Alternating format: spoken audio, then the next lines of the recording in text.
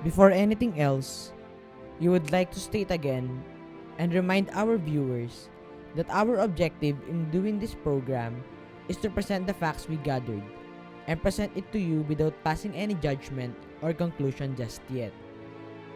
At the end of this series, however, we will be providing a conclusion and a stand based on the research that our group has done. If you have information that can enlighten us and provide more clarity on this topic, please contact us and we will be more than willing to present your side. In our previous episode, we talked about how the Magellan Elcano expedition traveled from Islas de los Ladrones to Homonhon Island, and the probability of a mass in Homonhon, together with Dr. Danilo Gerona, a historian and an author. As we try to research people who have knowledge on this claim, we managed to contact Father Nil Tenefrancia, a priest from the Diocese of Borongan. He wrote a research paper about the possible liturgical celebration that the Armada celebrated when they were on the island of Homonhon. In this episode of Historia, we will continue our interview with Dr. Danilo Gerona as he tells us more about the alleged diary of Ferdinand Magellan and discuss with Father Nil Tenefrancia about the possibility of a mass held while they were on Homonhon Island.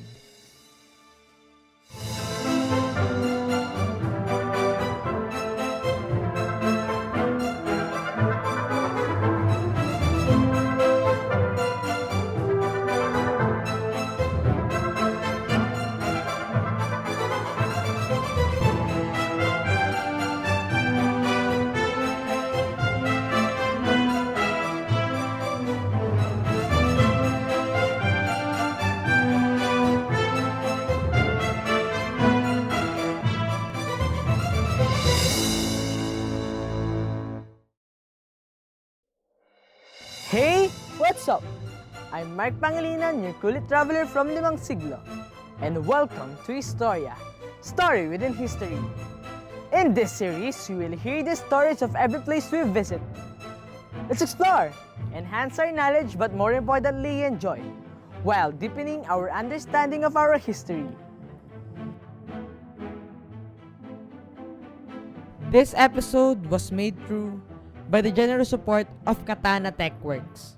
As we continue discussing the claim of Homonhon Island, we are still with Dr. Danilo Gerona, the writer of Ferdinand Magellan, the Armada de Maluco, and the European discovery of the Philippines, and a member of Sevilla 2019-2022. I was born actually in Naga City and Bicol region. Yeah, but I live here in Canacman, next town from the city of Naga. In our previous episode, regarding the coming of Christianity in the Philippines, Dr. Gerona mentioned that there was an alleged diary of Ferdinand Magellan. Is this authentic? Can this be the primary source we need to locate where the first mass is? Actually, there was a recent development on that diary, and the one who wrote the book himself publicly confessed that it's actually a fiction. So this idea of the diary of Magellan was actual, although historically valid yung mga claims na yon, tinanggap niya na parang pinagtagpik-tagpik niya yung mga historical documents and produced a fictional work on the story of the alleged diary of Magellan.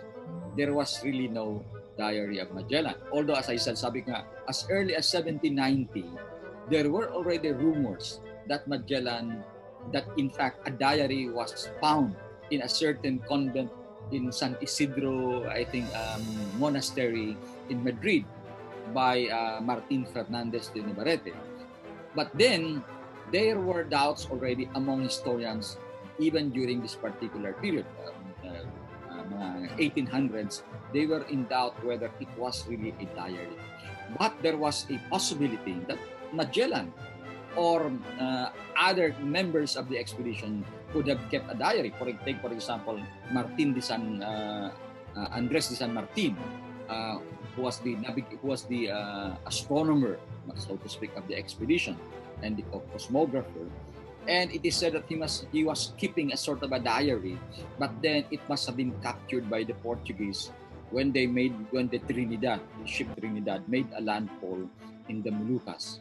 So we don't really know what happened to that. Probably someday we will find in the Torre do Tombo that a diary such that exists, because when I was doing my research in the archives of Lisbon, the Torre do Tombo, the archivist there was telling me that there are probably 10 kilometers more of bundles of documents that they have not cataloged. Imagine 10 kilometers. And probably somewhere along those documents, there could be a diary of one of the crew of the Magellan expedition. So ang point is, yung claim na yung diary recently published in 2017, na supposedly the diary of Magellan, and it generated a lot of interest among historians all over the world, turned out to be actually a work of fiction by a professor at the University of Siglo. We were able to communicate with Father Neil Tenefrancia, a priest from the Diocese of Borongan, who wrote a research on the possibility of the first Mass being held at Homonhon. I am Father Neil Tenefrancia, a priest of the Diocese of Borongan. He believes that the Magellan Elcano expedition celebrated the Mass when they landed on the island of Homonhon. I think I started this research when we were already starting, when we have opened the celebration for the 500 years of Christianity. Because incidentally, the celebration started in our diocese, in our area, because it was the first landfall of Magellan.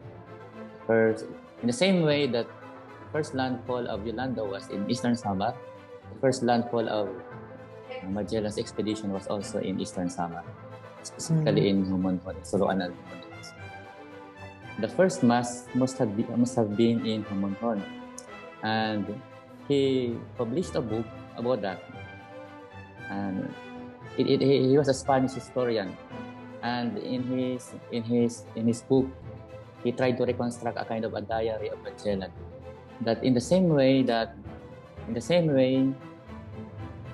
Magellan and his men will usually make an act of thanksgiving every time they accomplish something, a great feat. So after they crossed the Pacific Ocean, where many of his men became sick, some of them died, for sure Magellan will do an act of thanksgiving, and that's no other than the Roman Catholic Mass. And they have a priest with them. So that was the conclusion of the Spanish historian. It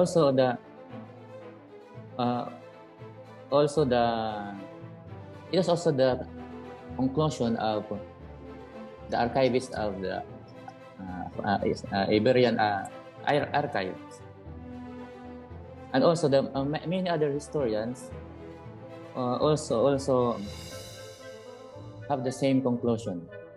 Although there is no primary documentary evidence which states that there was a Mass in Homonhon. I was referring recently to Dr. Jose Manuel Núñez de la Fuente. He has a book titled Diario de Magallanes. I was referring to him, where categorically he said that the most logical place for the first Mass in the Philippines was in Homonhon. The arrival in Homonhon Island is a different experience for the Armada, as from their recent landing in Ladrones Island. Successfully overcoming them, they would make an act of thanksgiving, and that is the Holy Mass.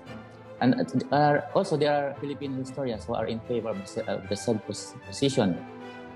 But as of now, we are still looking for the primary documentary evidence. But we have a similar situation in our Catholic faith, like something that is not written in the Bible, but we celebrate it with certainty. Yung belief na the first person to whom the resurrected Lord appeared was the Virgin Mary. You cannot find that in the Bible, only in Filipino Catholic piety.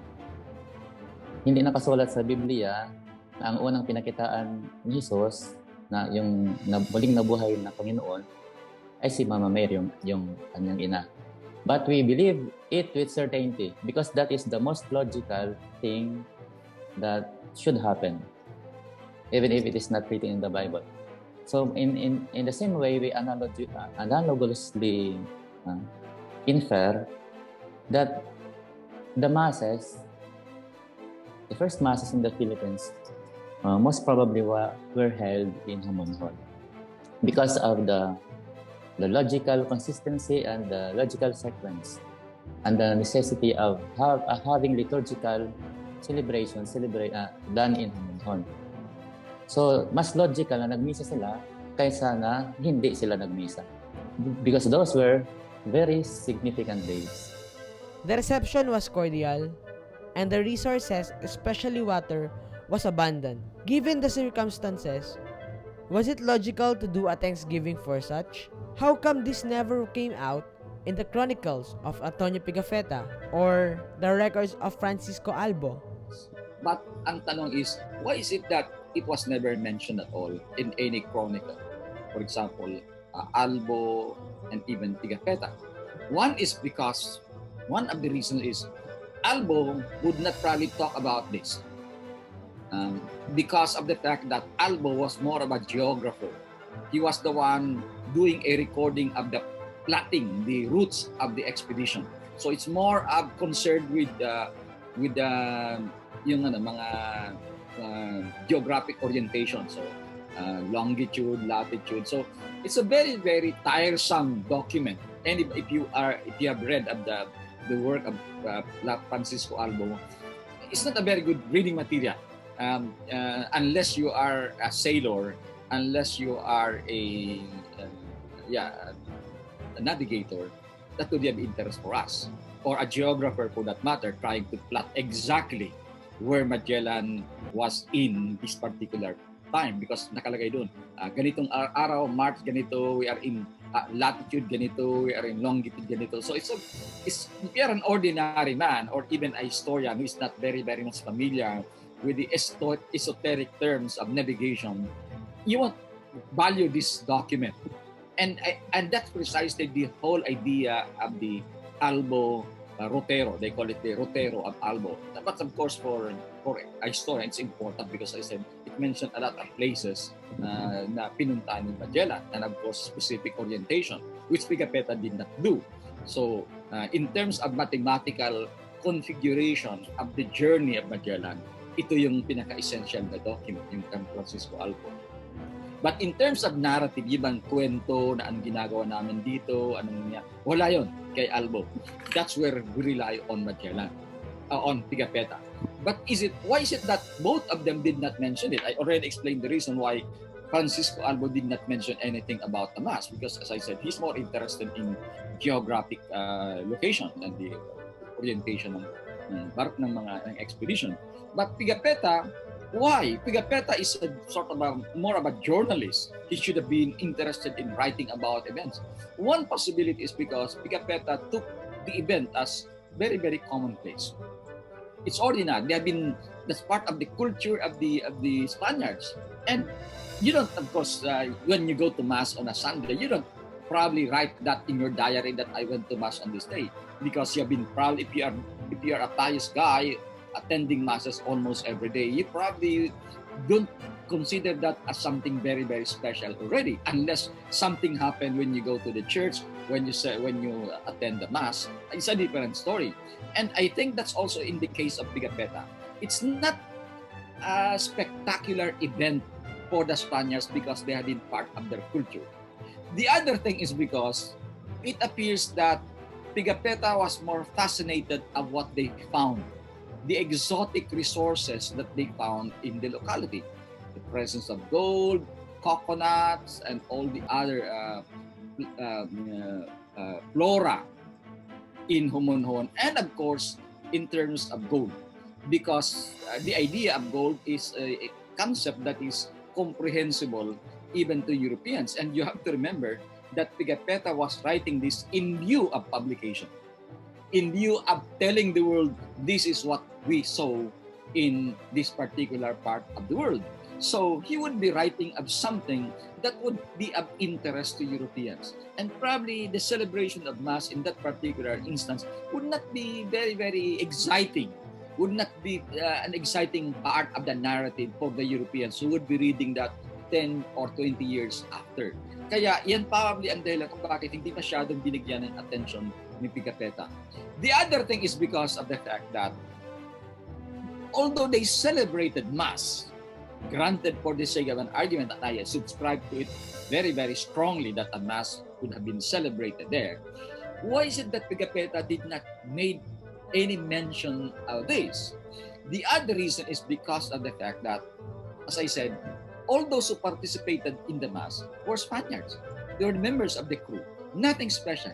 Probably unless some native chiefs joined the celebration of the Mass.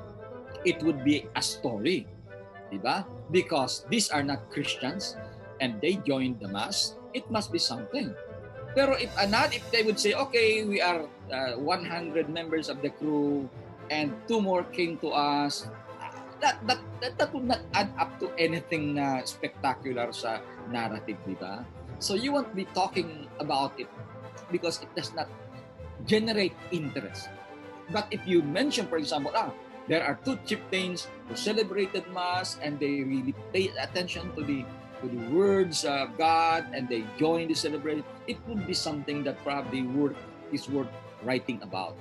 So kaya yan ang dahilan kung para sa akin, bakit there was no any reference to a Mass celebrated in Homonhon, despite the logical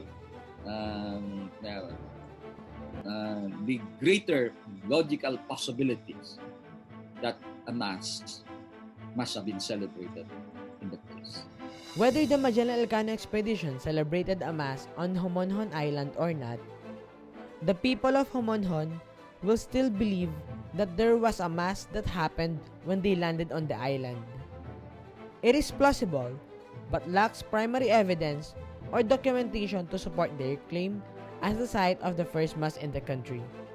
There may be additional evidence that may come out in the future, as there is a large cache of documents still to be catalogued from the Magellan expedition. Once these documents get examined, we will revisit this case again. We are done with 3 claims as the site of the first Mass in the country: the celebration of a Mass by Blessed Odorico on Santiago Island, off the coast of Bolinao, the claim of Mazawa Island, and Homonhon Island. There are 2 more locations claimed as the site of the first Mass in the Philippines: Masao Butuan and Limasawa Island. We will discuss these 2 in our upcoming episodes. Let me know what you think about this episode. You can comment on our YouTube channel or tweet your reaction and tag us at Limang Siglo. If you want to check our previous episodes, don't forget to click the I button on the upper right corner of the video, and the Historia playlist will be linked on the description box below. Time flies so fast, but every minute is a story. Thank you for watching this episode. I'm your Kulit Traveler, Mark Pangilinan.